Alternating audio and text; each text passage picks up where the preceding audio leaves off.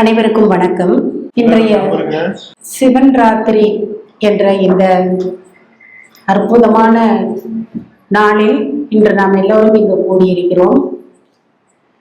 நமக்கெல்லாம் மருந்தில்லாத மருத்துவம் பார்த்து கொண்டிருக்கக்கூடிய ஐயா திரு சண்முகம் அவர்களின் ஏற்பாடாக இங்கு ஆத்மலிங்கேஸ்வரர் பிரதிஷ்டை செய்யப்பட்டு ஆண்டுதோறும் இந்த சிவன் ராத்திரியில் மிகச் சிறப்பான முறையில் பூஜைகள் 4 வேளை பூஜைகள் இங்கு நடைபெற்று கொண்டிருக்கிறது. ஐயா ஃபர்ஸ்ட் சொன்னாரு, ஓம் என்னும் மந்திரத்தை எவ்வாறு உச்சரிக்க வேண்டும். இதுலதான் இருக்குது விஷயம். எல்லாருக்கும் தெரியும், ஓம் என்ற சொல் தெரியும். அது மந்திரமாவது எப்போது அப்படிங்கிறதுலதான் விஷயம் இருக்குது. எப்படி உச்சரிக்க வேண்டும், அடிவயிற்றிலிருந்து நாம் அந்த ஓசையை முறைப்படி ஒழித்து நாம் கொண்டு வரும்போது உடலானது ஆரோக்கியமாக மாற்றப்படுகிறது. எந்த ஒரு விஷயமுமே பார்த்தீங்கன்னா எல்லாருக்கும் எல்லாம் தெரிஞ்ச மாதிரி தான் இருக்கும். நான் ஏதாவது ஒரு முக்கியமான விஷயத்துல நம்ம கோட்டை விட்டுருவோம். இப்ப இந்த சிவன் ராத்திரி அன்னைக்கு பாத்தீங்கன்னா சிவனிடம் நாம் வேண்டுவது நமக்கு கிடைக்கும். 4 ஜாம பூஜைகள் முறைப்படி நடத்துறதனுடைய தாற்பயம் என்ன, இதையெல்லாம் நம்ம பார்க்கும்போது ஆன்மீகமாக பார்க்கும்போது ஒரு கதை சொல்லுவாங்க. அதனுடைய அறிவியல் பின்னணி அப்படின்னு பார்க்கும்போது ஒரு ஆன்மீக செயல்பாட்டுக்கும் பின்னணியில பார்த்தீங்கன்னா ஒரு அற்புதமான அறிவியல் ஒளிந்து கொண்டிருக்கும். அந்த அறிவியல் என்ன அப்படிங்கிற விளக்கத்தை தெரிஞ்சுட்டு நம்ம முறைப்படி நம்ம இந்த பிரார்த்தனைகளையும் வழிபாடுகளையும் மந்திரங்களையும் உச்சாடனம் செய்யும் போது நம்ம உடம்பு ஆட்டோமேட்டிக்கா ஆரோக்கியமா மாறிடுது. ஃபர்ஸ்ட் சிவன் ராத்திரி எதற்காக நாம் விழித்திருக்க வேண்டும் அப்படிங்கிறதுனுடைய ஒரு அறிவியல் கருத்தை ஒரு சுருக்கமா உங்களுக்கு நான் சொல்றேன். நேர்மறை சக்திகள் பிரபஞ்சத்திலிருந்து ஏராளமான நேர்மறை சக்திகள் நம்மை நோக்கி வரக்கூடிய காலகட்டத்துல அபரிமிதமாக வரக்கூடிய அந்த நேர்மறை சக்திகள் அப்படின்னு பார்க்கும்போது அது இந்த சிவன் ராத்திரி என்று மட்டும்தான் அப்படிங்கிறத நீங்க தெரிஞ்சுக்கோங்க. இப்ப மாசம் சிவராத்திரி வரும். மாசி மாசத்துல சிவன் ராத்திரி வர்றதான் நம்ம மகா சிவராத்திரின்னு சொல்றோம். என்ன இந்த மற்ற சிவன் ராத்திரிக்கு இதுக்கும் உள்ள வித்தியாசம் அப்படின்னு சொல்லி பாத்தீங்கன்னா, சூரியன் மையமா வச்ச மற்ற கோள்கள் சுற்றுவட்ட பாதை அப்படின்னு பார்க்கும்போது நீள்வட்ட பாதையில சுற்றி வருது. நீள்வட்ட பாதையில சுற்றி வரும்போது ஒரு 6 மாத காலம் அந்த சூரியனுக்கும் மற்ற கிரக பூமிக்கும் இடையே இருக்கக்கூடிய இடைவெளி பார்த்தீங்கன்னா அதிக அளவு டிஸ்டன்ஸ் இருக்கிற காலங்கள் நமக்கு குளிர்காலம் என்று சொல்லுவோம். இப்ப அந்த குறைந்த அளவு டிஸ்டன்ஸ் இருக்கக்கூடிய காலகட்டத்துல நம்ம இப்ப வரோம். அது கோடை காலம் என்று சொல்லப்படுகிறது. சூரியனுக்கும் பூமிக்கும் இடையில டிஸ்டன்ஸ் குறையும் போது ஆட்டோமேட்டிக்கா சூரியனது வெப்பமானது நமக்கு அதிகமாக கிடைக்கும். ஆகவே அது சூரியனுக்கும் பூமிக்கும் இடைப்பட்ட குறுகிய கால வட்ட பாதைக்குள்ள தனது பயணத்தை மாற்றி செய்கிறது. தட்சிணாயனம் உத்தராயணம் என்று பிரித்து சொல்வார்கள். இப்ப இந்த மாதிரி வரும்போது என்ன நடக்குது அப்படின்னு சொன்னா, நம்ம பிரபஞ்சத்திலிருந்தே லூமினிஃபரஸ் ஈத்தர் என்று சொல்வார்கள் அதனுடைய அறிவியல் பெயர். அந்த காந்த சக்தியானது கதிர்வீச்சானது பூமிக்கு வந்து கொண்டிருக்கும். அது எந்த மாதிரி வந்துட்டு இருக்கும் அப்படின்னு சொன்னா 2 விதமான முறையில வரும். ஒண்ணு ஃபால் அப்படின்னு சொல்லுவாங்க, இன்னொன்னு ஸ்பிரிங் அப்படின்னு சொல்லுவாங்க. அதாவது கோள் வடிவத்துல வரக்கூடிய கதிர்கள் இருக்கும், குச்சி வடிவத்துல, சுருள் வடிவத்துல வரக்கூடிய அதிர்வலைகள் அப்படின்னு சொல்லிட்டு 2 விதம் இருக்குது. அதுல பாத்தீங்கன்னா அந்த கோள் வடிவில் குச்சி வடிவில் வரக்கூடிய ஈர்ப்பு சக்திக்கு குறைஞ்ச பவர் தான் இருக்கு. சுருள் வடிவில் வரக்கூடிய அந்த கதிர்வீச்சுக்கு மிகுந்த அளவிற்கு அபரிமிதமான நேர்மறை சக்தியை நம்ம உடம்புக்கு கொடுக்கக்கூடிய தன்மை அந்த சுருள் வடிவ கதிர்களுக்கு இருக்குது. அந்த சுருள் வடிவ கதிர் தான் மாசி மாதத்து சிவன் ராத்திரி அன்று அபரிமிதமாக பூமியை நோக்கி வரும்னு சொல்லப்படுகிறது. அந்த கதிர்வீச்சு சக்தியை நம்ம உடம்பை ஈர்த்து வச்சுக்கணும் அப்படின்னு சொன்னா நம்ம ஃபர்ஸ்ட் எப்படி உட்காரணும் அப்படின்னு சொன்னா முதுகுத்தண்டு கொஞ்சம் கூட வளையக்கூடாது. முதுகுத்தண்டு கொஞ்சம் கூட வளையக்கூடாது. நம்ம உடம்புல 7 சக்கராஸ் இருக்குதுன்னு சொல்லிட்டு இங்க வந்திருக்கிறவங்களுக்கு பலருக்கும் தெரிஞ்சிருக்கலாம். அதுல பாத்தீங்கன்னா 6 சக்கரங்களை நாம் அதற்குரிய மந்திரங்கள் சொல்லி ஒழிக்கும் போது 6 சக்கரங்கள் முறைப்படி ஆக்டிவேட் ஆகும். இந்த 6 ஆக்டிவேட் ஆயிருச்சு அப்படின்னு சொன்னா 7வதாக சொல்லக்கூடிய சகசிரார சக்கரம் என்பது நம்ம உச்சந்தலையில இருக்கு. ஐயா தியானம் பண்ணும்போது உங்களது நெற்றி பொட்டுல நிறுத்துங்கன்னு சொல்லுவாரு கவனத்தை. அதற்கு பிறகு உச்சந்தலையில நிறுத்துங்கன்னு சொல்லுவாங்க. அதான் ஹை பவர். இந்த 6 சக்கராசும் கரெக்ட் ஆயிருச்சு, நம்ம சொல்லக்கூடிய அந்த மந்திரங்கள் மூலமா சரியாயிருச்சு அப்படின்னு சொன்னா என்ன நடக்கும்னா 7வது இருக்கக்கூடிய சகசிரார சக்கரம் ஆக்டிவேட் ஆயிரும். அப்படி ஆக்டிவேட் ஆகும்போது என்ன நடக்கும் அப்படின்னா நம்ம மேலோட்டமாகத்தான் எல்லாத்தையும் பார்த்துட்டு இருக்கிற மாதிரி டீப்பா போய் கரெக்டா அந்த சக்தியை நம்ம ஆகர்ஷணம் செய்யக்கூடிய அளவுக்கு நம்ம உடம்ப வச்சிருக்கிறோமா, மனசை வச்சிருக்கிறோமா அப்படிங்கிறதுலதான் விஷயம் இருக்கு. அப்படி 6 சக்கரங்களும் ஆக்டிவேட் ஆகும்போது 7வது சக்கரம் ஓப்ஷன் ஆச்சு அப்படின்னு சொன்னா அங்கே ஒரு அமிர்த கலசம் இருக்கும். அந்த அமிர்த கலசத்தில் அந்த அமிர்தமானது பொங்கி வழியும் போது அதன் பின்புறத்தில் இருக்கக்கூடிய பீனியல் கிளாண்ட்னு சொல்லுவாங்க. அந்த பீனியல் கிளாண்ட் ஆனது எதற்காக படைக்கப்பட்டிருக்கிறது, அதன் வேலை என்ன என்பது மருத்துவ உலகத்திற்கே சவாலாக இருக்கக்கூடிய ஒரு விஷயம். அப்போ அதுல அந்த அமிர்தமானது சுரக்க வைக்கும் போது நமக்கு மூப்பு இல்லை, வயோதிகம் என்பது இல்லை. அப்ப அந்த சக்கரத்தை ஆக்டிவேட் பண்ணறதுக்கு உரிய காலம் எதுவென்றால் இந்த மாசி மாதத்தில் வரக்கூடிய சிவன் ராத்திரி. அப்ப 6 சக்கரத்தையும் ஆக்டிவேட் பண்ணணும்னா ஃபர்ஸ்ட் நம்மளுக்கு முதுகுத்தண்டு நேராக இருக்கணும். படுத்துட்டு இருக்கும் போது இந்த ஆகர்ஷண சக்தி நம்ம உடம்புக்கு கிடைக்காது. அப்போ அபரிமிதமான நேர்மறை சக்திகள் பிரபஞ்சத்தில் இருந்து வரக்கூடிய அந்த கதிர்வீச்சின் மூலமாக நம்ம ஆகர்ஷணம் செய்ய வேண்டும் என்றால் விழித்திருக்க வேண்டும். விழித்திருத்தல் என்பது கண்ணை திறந்துட்டு இருக்கிறது மட்டுமல்ல, நம்ம உள்ளம், நம்ம ஆழ்நிலை மனது விழிப்புணர்வோடு இருந்து விழித்திருக்க வேண்டும். விழித்திருத்தல் என்பது கண்ணால் விழித்திருத்தல் மட்டும் அல்ல, நம்ம அகக்கண் விழித்திருக்க வேண்டும். நாம இந்த அற்புத சக்தியை ஆகர்ஷிக்க வேண்டும் என்றால் இறை மந்திரங்களை சொல்லி நேராக அமர்ந்து கொண்டு 6 சக்கரங்களையும் ஆக்டிவேட் செய்யக்கூடிய அந்த சக்தியை பெறும்போது நம்ம கர்மாக்கள் எல்லாம் கழிகிறது.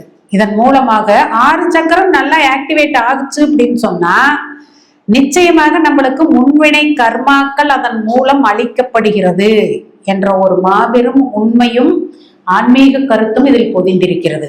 ஆகவே சிவன் ராத்திரிக்கு என்னமோ நம்ம முழிச்சிருக்கோம் அப்படின்னு சொன்னா பெயரளவில் முழித்திருந்துட்டு விழிச்சிருக்கணுங்கிறாங்க, நம்ம அப்படியே உட்கார்ந்துருக்கலாம், டிவி பார்த்துட்டு இருக்கலாம், பாட்டு கேட்டுட்டு இருக்கலாம், அந்த மாதிரியான சிந்தனைகளோடு இல்லாமல் முழுக்க முழுக்க எம்பெருமான் ஆத்மலிங்கேஸ்வரர் மீது கவனம் வைத்து நமக்கு இருக்கக்கூடிய மனக்குறைகளை எல்லாம் அவரிடத்தில் சொல்லி அளப்பரிய இந்த சக்தியை நாம் பெற்று இந்த சிவன் ராத்திரியில் எல்லோரும் அவரது அருளை நாம் பெற்றுக்கொள்ள முடியும்.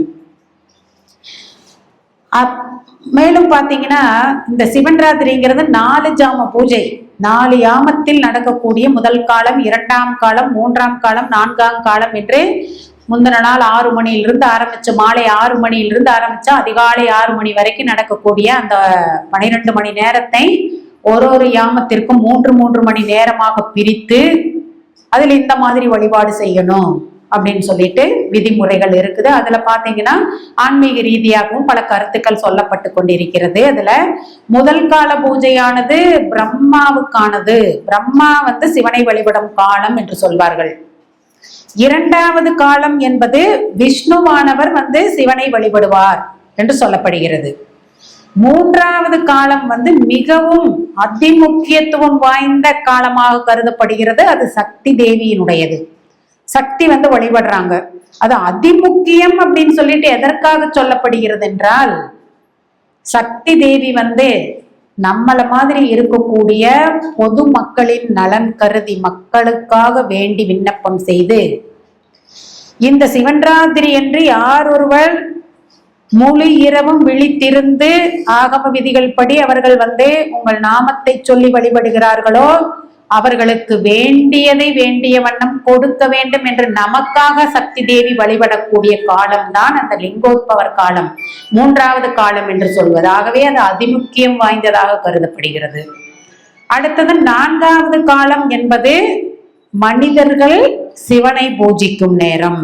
மனிதர்கள், பறவைகள், விலங்குகள், பூதகணங்கள் முதலியவை 4வது காலம் வழிபடும். அப்போ நாம சிவனுக்கு அர்ப்பணம் செய்யணும் அப்படின்னு சொல்லக்கூடிய நம்ம திருப்திக்காக நாம இந்த அபிஷேக பொருள்கள், அலங்காரத்திற்காக கொண்டு வந்திருக்கக்கூடிய பொருள்களை எல்லாம் அந்த 4ஆம் காலத்தில் வைத்து வழிபடுவது மிகுந்த சிறப்பை உடையது என்று சொல்லப்படுகிறது. அந்த மாதிரி நம்ம முறைப்படி வழிபாடு செய்து அதிகாலையில அந்த 4ஆம் ஜாம எந்த பூஜையில கலந்துக்கிறோமே இல்லையோ, முக்கியமாக 4ஆம் கால பூஜையில் நாம் நிச்சயமாக கலந்திருக்க வேண்டும். மற்ற பணிகள் இருந்து நம்ம வர முடியல அப்படின்னு சொன்னா கூட 4ஆம் கால பூஜையை கண்டிப்பாக அனைவரும் கடைபிடிக்க வேண்டும். ஏனென்றால் அந்த 4ஆம் காலம் தான் மனிதர்களுக்கு உரியது என்று சொல்லப்படுகிறது. நம்பிக்கைக்காக சொல்லப்பட்ட கதைகள் தான்.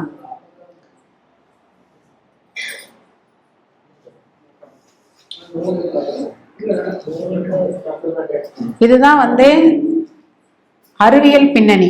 சிவன்ராத்திரியில் இருக்கக்கூடிய கடைபிடிக்கிறதனுடைய அறிவியல் பின்னணி. இதுல நாம மகான்கள் அப்படிங்கிற வரிசையில எல்லாம் பாத்தீங்கன்னா 63 நாயன்மார்கள் சொல்ற வரிசையில மாணிக்க வாசக பெருமான் இடம்பெற மாட்டார். அவ்வளவு முக்கியத்துவம் வாய்ந்த திருவாசகத்தை எழுதிய மாணிக்க வாசக பெருமான் 63 நாயன்மார்களில் ஒருவராக வைக்கப்படவில்லை. அவர் யார் அப்படின்னா சிவபெருமானின் ஒரு மனைவியாகவே கருதப்படுபவர். அவர் ஆண் தான். ஆணாக இருந்தாலும் பெண்ணாக இருந்தாலும் இறையை வழிபடும் போது நம் துணையாக எண்ணி அவர்களை கருத்தில் கொண்டு வழிபட வேண்டும் என்பதில் எடுத்துக்காட்டாக சொல்லும்படி வாழ்ந்து காட்டியவர் மாணிக்க வாசகர். வாத ஊரார் என்று இயற்பெயர். திருவாத ஊரில் பிறந்தவர். அவர் பிராமணர் வம்சத்தில் பிறந்து மிகுந்த அறிவாளியாக இருந்தவர். அரிமர்த்தன பாண்டியன் அவரது அறிவுத்திறமையை கண்டு தனக்கு அமைச்சராக்கி கொண்டவர். இந்த வாதவூரார் அமைச்சராக இருக்கும் போது மன்னர் அவருக்கு ஒரு கட்டளை இடுறாரு. நம்ம படையை வலிமைப்படுத்துவதற்காக, படைக்கு குதிரைகளை வாங்கி வருவதற்காக பொன்முடிச்சை கொடுத்து கையில போய் குதிரை வாங்கிட்டு வாங்கன்னு சொல்லிட்டு அனுப்புறாரு. குதிரை வாங்குவதற்காக வாதவூரார் போறாரு. திருப்பெருந்துறை கடந்து செல்லும் போது அந்த ஊரில் குருந்த மரத்தடியிலே சிவபெருமான் அமர்ந்திருப்பதை பார்க்கிறாரு. அங்க போய் வழிபடுறாரு. மனமுருகி வழிபடும் போது அங்கு சிவபெருமானால் ஆட்கொள்ளப்படுகிறார். சிவபெருமான் அருள் கிடைக்கிறது. நாம் அவரை பூஜிக்கிறோம், வணங்குகிறோம். இந்த மாதிரி பேரெல்லாத்துக்கும் அப்பாற்பட்டது சிவபெருமானால் அவர் ஆட்கொள்ளப்படுதல். ஆட்கொள்ளப்படுதல்னா என்ன? முழுக்க முழுக்க அவர் தான் உலகம், வேற யாரும் இங்க எனக்கு கிடையாது அப்படிங்கிற அளவுக்கு முழுக்க முழுக்க அவர் மனது இறைவன் வசம் செல்லுதல். அப்போதுதான் ஆட்கொள்ளப்படுகிறார் என்ற வார்த்தையானது அங்கு சொல்லப்படுகிறது. அப்படி ஆட்கொள்ளப்படும் போது அவருக்கு எந்த சிந்தனையும் கிடையாது. இந்த மரத்தடியில் இருக்கக்கூடிய என் பெருமானுக்கு இவ்விடத்திலே ஒரு ஆலயத்தை கட்ட வேண்டும் என்று சிவாலயம் கட்ட தொடங்குகிறார். சிவாலயம் கட்ட தொடங்குகிறார். தன்னிடம் இருக்கக்கூடிய பொன்னை எல்லாம் அதற்கு செலவு பண்ணி கட்டுறாரு. என்னடாவது குதிரை வாங்க அனுப்பின அமைச்சரை காணமேன்னு சொல்லிட்டு மன்னர் என்ன அப்படின்னு பார்க்கும்போது இவர் இந்த வேலையை செஞ்சுட்டு இருக்கிறத பார்த்துட்டு மிகுந்த கோபப்படுகிறார். மிகுந்த கோபமுற்று வாதவூராரை பல விதத்திலையும் தண்டிக்கிறாரு. ஆற்றங்கரை ஓரத்துல சுடுமணல்ல முட்டி போட்டு நிக்க வைக்கிறாரு. அப்போது சிவபெருமானுக்கு பொறுக்கல. உடனே ஆற்றில் வெள்ளப்பெருக்கை ஏற்படுத்தி வாதவூராரின் அந்த வெப்பத்தை தணிக்கிறார். கரையை உடைச்சிட்டு வெள்ளம் வரும்போது அரிமர்த்தன பாண்டியன் சொல்றாரு, வீட்டுக்கு ஒருத்தர் போய் கரையை அடைக்கிறதுக்கு மண்ணு கொட்டணும். அந்த இடத்துல வந்தின்னு ஒரு வயதான அம்மா நான் எப்படி இந்த வயசுல போய் மண்ணு சுமந்து கொட்ட முடியும் அப்படின்னு சொல்லி வருத்தப்பட்டுட்டு இருக்கும் போதே அந்த இடத்துல வந்து சிவபெருமானே வந்து அந்த வந்தி கிழவிக்காக மண் சுமந்து அதற்காக அவர் பெற்றுக்கொண்ட பொருள் என்னவென்றால் பிட்டு, பிட்டுக்கு மண் சுமந்தவள் அப்படின்னு சொல்லி பேர் வாங்கினாரு. அப்போ மிகவும் வந்து சுணக்கமா வேலை செஞ்சுட்டு இருக்கும் போது அவருக்கு அடி உழுகுது. ஒரு அடி அவர் முதுகுல உழுகும் போது அந்த அடியானது உலக மக்கள் அனைவரின் முதுகிலும் விழுகிறது. அப்போதுதான் வந்திருப்பவர் இறைவன் என்று தெரிந்து கொள்ளுகிறார்கள். அதன் பிறகு அவர் நடத்திய லீலைகள் ஏராளம். அதுக்கப்புறம் குதிரை வாங்க போறாரு. குதிரை வாங்குறதுக்காக வச்சிருக்கிற பணத்தை எல்லாம் இப்படி வந்து சிவாலயம் கட்டுறதுக்கே நான் செலவிட்டுட்டேங்கும் போது இறைவன் அருளால் குதிரைகள் 100 கணக்கில் அங்கு தருவிக்கப்படுகிறது. அந்த குதிரைகளை எல்லாம் எடுத்துட்டு அவர் போறாரு அரசவைக்கு. இரவுல கொண்டு குதிரைகளை கட்டி வைக்கிறாரு. இரவுல என்ன ஆகுதுன்னா அந்த பரிகள் எல்லாம் குதிரைகளை எல்லாம் நரியாக மாறி ஊளையிடுகிறது. பிறகு இறைவன் அருளால் வெடியறதுக்குள்ள மறுபடி நரிகள் எல்லாம் பரியாக மாறுகிறது. இந்த மாதிரியான திருவிளையாடலை நிகழ்த்தி திருவாத ஊரார் ஆட்கொள்ளப்பட்ட பெருமான் அவரை பார்த்து எண்ணிலடங்காத பாடல்களை பாடுகிறார். திருப்பெருந்துறையில முத்து முத்தா முத்து முத்தா சொற்களை எடுத்து அவர் பாடல்கள் இசைக்கும் போது அந்த வரிகளையும் சொற்களையும் கேட்டு சிவபெருமான் மணிமணியான வாசகத்தை கொண்டு இவ்வளவு அழகாக பாடல் எழுதுவாள், இன்று முதல் நீ மணிவாசகர் மாணிக்க வாசகர் என்று பெயர் பெறுகிறாய் என்று திருப்பெருந்துறையில் அவருக்கு மாணிக்க வாசகர் என்று பெயர் சூட்டப்படுகிறது. அது வரைக்கும் அவருடைய பெயர் என்னன்னா திருவாத ஊரார் என்பதுதான் அவருடைய இயற்பெயர். அன்று முதல் மாணிக்க வாசகர் என்று சிவபெருமானால் பெயர் சூட்டப்பட்டவர். வேறு யாருக்கும் அந்த சிறப்பு கிடையாது. இந்த மாதிரி இருந்துட்டு இருக்கிற வேலையில இவர் தன்னுடைய கடமையெல்லாம் முடிச்சுட்டு பாடல்கள் எழுதுறது இல்ல, பாடுறது. ஒரு முறை அவர் வந்து தில்லை அம்பலத்துல சிதம்பரத்துல மாணிக்க வாசக பெருமான் ஒரு முறை இருக்கும்போது உடலெல்லாம் எங்கும் நீர் பூசிய ஒரு பித்தன் வருகிறார். உடல் மூடாவு திருநீர் பூசிட்டு ஒரு மனிதர் வருகிறார். மாணிக்க வாசகரை பார்த்து, திருவாசகத்தை எழுதியது நீங்கள் தானே, பாடியது நீங்கள் தானே அப்படின்னு கேட்கிறாங்க. ஆமாம் ஐயா, இந்த பாடல்கள் எல்லாம் எங்கே? எழுதி வைக்கப்படவில்லை, நினைவில் இருக்கிறது. இப்போது நான் அதை எழுதினால் நீங்கள் அதை கூற முடியுமா அப்படின்னு சொல்லி கேட்கிறார். சரி நான் சொல்றேன் அப்படின்னு சொல்லி சொல்றாரு. வந்திருக்கிறது யாருன்னு அவருக்கு தெரியல. ஆக்சுவலா வந்திருக்கிறதே சிவபெருமான் தான் வந்திருக்கிறாரு. அவர் என்ன செய்யறாரு அப்படின்னா, மாணிக்க வாசகரே, நீங்கள் இதுவரைக்கும் பாடிய திருவாசக பாடல்களை ஒன்னொன்னா சொல்லுங்க, நான் எழுதுறேன் அப்படின்னு சொல்லிட்டு ஓலைச்சுவடிய வச்சு எழுதுறதுக்கு ஆரம்பிக்கிறார். வந்திருப்பவர் சிவபெருமான், இங்கே இருப்பவர் மாணிக்க வாசகர். ஓ அப்படியா, சரி நான் சொல்றேன், நீங்க எழுதுங்கன்ட்டு வந்திருப்பது யார் என்று உணராமல் இவர் குருவை போல கால் மேல் கால் போட்டுக்கொண்டு அமர்ந்தபடி கூற அவர் நின்றபடி எழுதுகிறார். அப்படி எத்தனை பாட்டு எழுதுறாரு திருவாசகத்துல அப்படின்னா 658 பாடல்கள் இருக்கிறது. 658 பாடல்கள், மீண்டும் 600 சொச்சம் பாடல் திருவெம்பாவை எழுதுறாரு, அதையும் எழுதிக்கிறார். அதன் பிறகு மாணிக்க வாசகரே, பாவை பாடிய வாயால் ஒரு கோவை பாடு என்று சொல்லும் போது திருக்கோவையார் என்று சொல்லக்கூடிய பாடலையும் மேலும் 600 பாடல்களை எழுதுகிறார். இதெல்லாம் எழுதி வைக்கிறார். இதனுடைய தொகுப்பு தான் திருவாசகம் என்பது. அத்தனையும் அவர் ஓலைச்சுவடியில அவர் சொல்ல சொல்ல கேட்டு இவர் எழுதுறார். மனிதரால் பாடப்பட்டு இறைவனே தன் கைப்பட எழுதிய நூல்தான் திருவாசகம். அத்துணை சிறப்பை உடையது. திருவாசகத்திற்கு உருகார், வேறு ஒரு வாசகத்திற்கும் உருகார் என்று சொல்வார்கள். அத்துணை பாடல்கள், இதையெல்லாம் நம்ம தமிழர்களாக இருக்கிறோம். இத பாடி இதனுடைய இன்பம் என்ன, அதனுடைய பொருள் என்ன, அது எப்படி இருக்கிறதுங்கிறத சிறிதளவேனும் இத்தனை நாள்ல நம்ம படிச்சோமா அப்படின்னா கிடையாது. பிற மொழி பேசக்கூடிய அறிஞர்கள் தமிழ் வளர்க்க பிற மொழி பேசக்கூடிய அறிஞர்கள் என்ன செய்தார்கள் என்று பார்க்கும்போது அந்த வரிசையில ஜியு போப் அப்படின்னு ஒரு கிறிஸ்தவ பாதிரியார், அவரை எடுத்துக்காட்டா எடுத்துட்டோம்னா அந்த நூலினுடைய அருமையை நாம அருமையாக உணர்ந்து கொள்ள முடியும். அவரு ஸ்பெயின் நாட்டில இருந்து பிரான்ஸ் நாட்டில இருந்து வராரு. எதுக்காக இந்தியா வராரு அப்படின்னா கிறிஸ்தவ மதத்தை பரப்புவதற்காக வருகிறார். எதுல வராரு? பாய்மர கப்பல் ஏறி வராரு. 8 மாதங்கள் ஆகும் குறிப்பிட்ட இடத்தை அவர் அடைவதற்கு. இந்தியால தமிழ்நாட்டுல சாயர்புரம்னு ஒரு ஏரியால அவர் இந்த கிறிஸ்தவ மத கருத்துக்களை பரப்புவதற்காக நியமிக்கப்படுகிறார். அப்போது அவரது வயது 19. அவருக்கு தமிழ் தெரியாது.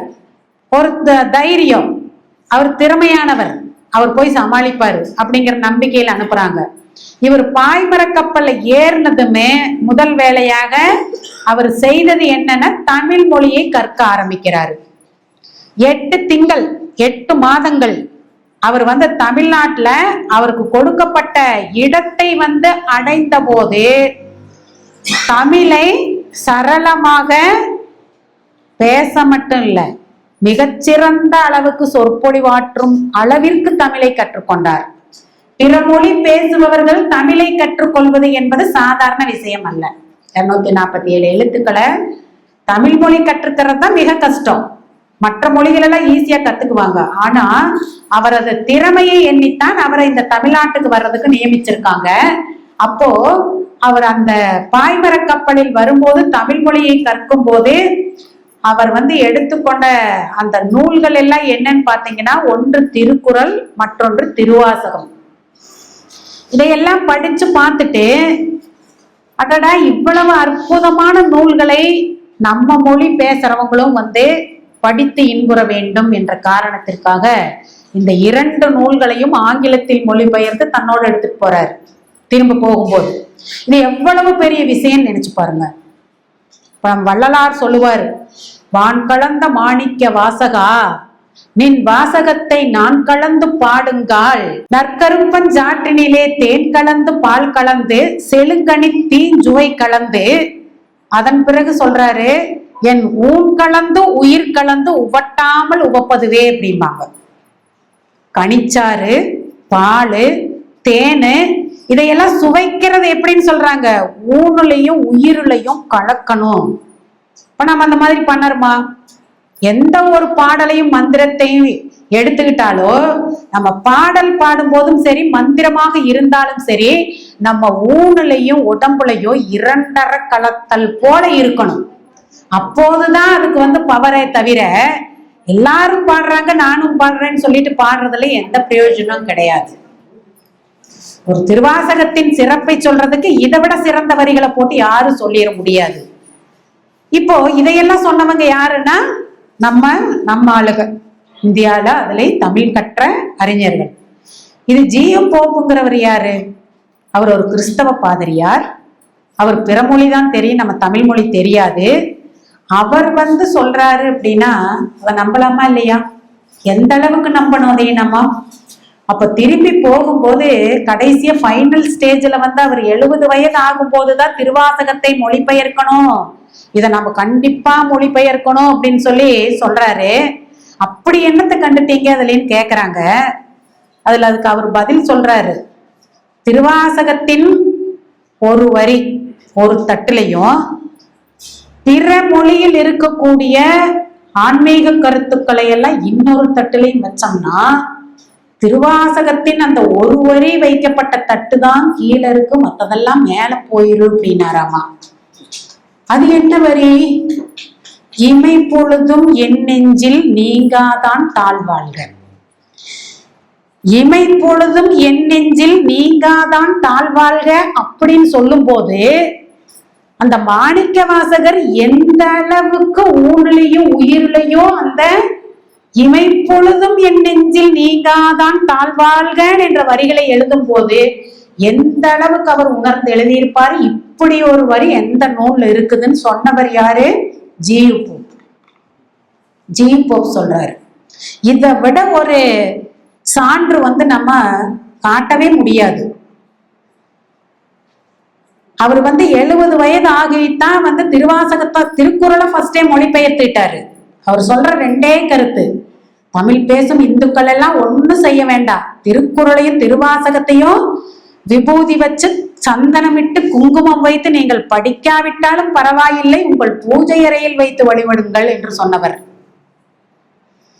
அப்ப அந்த திருவாசகத்தை மொழிபெயர்க்கலாம் அப்படின்னு சொல்லிட்டு அவர் எத்தனைக்கும் போது அவரது வயது 70. கூட இருக்கிறவங்கள்ட்ட இவர் கொஞ்சம் அவநம்பிக்கையா பேசுறாரு. 658 பாடல்களையும் நான் மொழிபெயர்ப்பதற்கு எனக்கு ஆண்டவன் உயிரை தருவாரா, ஆயுளை தருவாரா என்று கேட்கிறார். அதற்கு அருகில் இருந்தவர்கள் நண்பர்கள் எல்லாம் சொல்லுகிறார்கள், இத்தகைய சிறப்பானதொரு பணியை நீங்கள் செய்ய ஆரம்பித்தீர்கள் என்றால் அந்த கர்த்தர் உங்களுக்கு ஆயுளை தருவார். யாரு? கர்த்தர் இயேசுபிரான் உங்களுக்கு ஆயுளை தருவார். அந்த அளவுக்கு சிறப்பு மிக்க திருவாசகம் என்பது. இந்த நாள் பூராவும் பேசினாலும் பேசிக்கிட்டே இருக்கலாம், திகட்டாத கருத்துக்கள் எல்லாம் ஏராளமாக திருவாசகத்தில் இருக்கிறது. மனிதன் சொல்ல இறைவன் தன் கைப்பட எழுதி இறுதியாக இருக்கக்கூடிய தாளில் அழகிய திருச்சிற்றம்பலம் உடையான் என்று கையொப்பம் இட்டிருக்கிறார். யாரு? சிவபெருமான். சத்தியமான உண்மை, யாரும் எல்லளவு சந்தேகப்பட்டாதீங்க.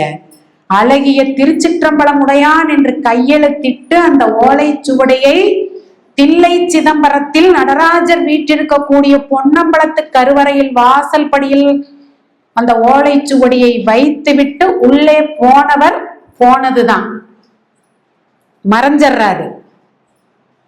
இவருக்கு மாணிக்க வாசகருக்கு அதிர்ச்சி அடைஞ்சிடுறாரு. வந்தவர் நம்ம சிவபெருமான் தான் அவர் கைப்பட எழுதியிருக்காரு அப்படின்னு சொல்லிட்டு தில்லைவாழ் அந்தர பெருமக்கள் எல்லாம் அதை பார்க்கும் போது, இவர் சொன்ன செய்திகளை எல்லாம் கேட்கும் போது மிகுந்த வியப்புக்கு ஆளாகிறார்கள். அதன் பிறகு அந்த ஓலைச்சுவடியை எடுத்து பத்திரமா வச்சிருக்கிறாங்க. அப்ப எப்போ அப்படின்னு சொன்னா ஒரு 11ஆம் 12ஆம் நூற்றாண்டு காலகட்டத்துல, அப்போதெல்லாம் பாத்தீங்கன்னா முகமதியர்களின் படையெடுப்புகள் இந்தியாவை நோக்கி ஏராளமாக வந்து கொண்டிருந்த காலகட்டம் அது. மாலிகபூர் அப்படிங்கிறவன் 1310ஆம் ஆண்டு இந்தியா மீது படையெடுத்து வருகிறார்கள். இங்க உள்ள பூந்துட்டாங்கனாவே நம்மளுடைய மத சின்னங்களையும் கருத்துக்களையும் கோட்பாடுகளையும் தரைமட்டமாக்க வேண்டும் என்பதுதான் அவர்களது முக்கியமான குறிக்கோளாக இருந்துச்சு. அப்ப மாணிக்கபூரின் படையெடுப்பும் போது தில்லைவாழ் அந்தன பெருமக்கள் எல்லாம் மிகுந்த அச்சமுறுகிறார்கள். இந்த மாதிரி ஒரு விஷயம் இருக்குது அப்படின்னு தெரிஞ்சுட்டாங்கன்னா இந்த ஓலைச்சுவடிகளை அவனுக்கு தீக்கிரையாக்கிடுவானுங்க, நாம என்ன பண்ணலாம் அப்படின்னு சொல்லிட்டு அதை அங்க தூக்கி இங்க தூக்கி கடைசியில சவத்தை எடுத்து செல்லக்கூடிய பாடையில் உள்ளே வைத்து ஒளித்து வைத்து ஊர் விட்டு ஊர் எடுத்து சென்று இன்றைக்கு அது இருக்கக்கூடிய இடம் எதுன்னு பாத்தீங்கன்னா பாண்டிச்சேரி அம்பலத்தாடியார் மடம், அங்க கொண்டு பத்திரமா சேர்த்தி இருக்கிறாங்க. அத தில்லை சிதம்பரத்திலிருந்து அங்க எப்படி எடுத்துட்டு போனாங்க? பாடையில வச்சு மறைச்சு வச்சு எடுத்துட்டு போயிருக்காங்க. இன்றும் பத்திரமாக இருக்கிறது. சிவன்ராத்திரி அன்று ஒரு நாள் மட்டுமே வெள்ளிப்பேலையில் வைக்கப்பட்டிருக்கக்கூடிய அந்த ஓலை சிவடையானது 2ஆம் கால பூஜையின் போதே அந்த பெட்டியை திறந்து வெளியில் எடுத்து வச்சு பார்வைக்கு வைப்பார்களாம். ஒரு நாளாவது போய் அதை பாத்திரணும் அப்படின்னு மனசு சொல்லிட்டு இருக்குது. அன்னைக்கு என்னைக்கு பிராப்தம் கிடைக்குங்கிறது தெரியல, இருக்குது, சீக்கிரம் கிடைக்கும். அத்தனை அற்புதத்தை உடைய திருவாசகம். ஆதலால் மாணிக்க வாசக பெருமான் சிவனது துணைவியார்.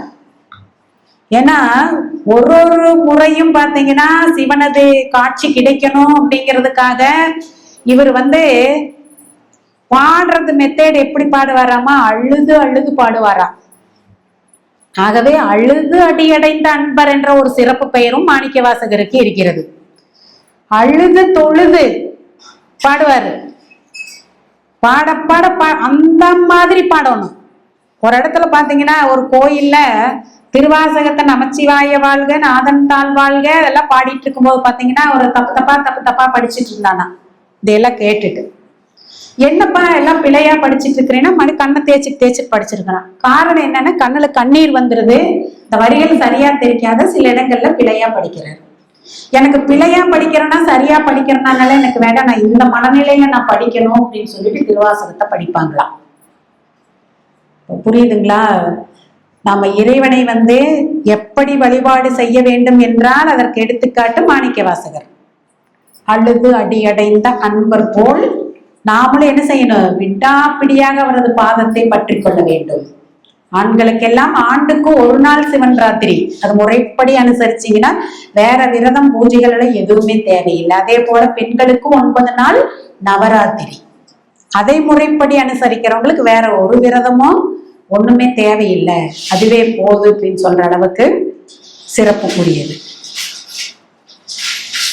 இத்தனை சிறப்புக்குரிய சிவன் ராத்திரியை நிமிர்ந்து அமர்ந்து கொண்டு உற்சாகமாக உங்களது மனநிலையை வைத்துக் கொண்டு நீங்களும் ஏதாவது ஒண்ணுல ஈடுபட்டு இருந்தீங்கன்னா கண்டிப்பா தூக்கம் வராது.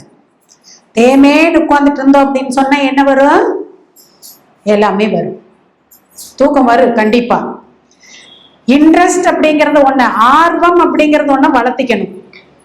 பேசிட்டு இருப்போம், கேட்கறதுக்கு ஆர்வப்படலாம், அல்லது நீங்களும் இந்த மாதிரி கருத்துக்கள் பேசுறதுக்கு இங்க வரலாம்.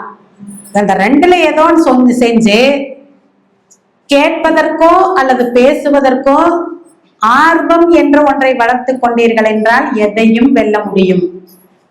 ஆர்வம் தான், இதை நம்ம பண்ணணும், இப்படி இருக்கணும் அப்படின்னு சொல்லிட்டு நம்மளை ஈடுபடுத்திக்கணும் அப்படின்னு சொல்லிட்டு. சரிங்களா? இந்த நல்லதொரு வாய்ப்பை வழங்கிய உங்கள் அத்தனை பேருக்கும் நன்றிகள்.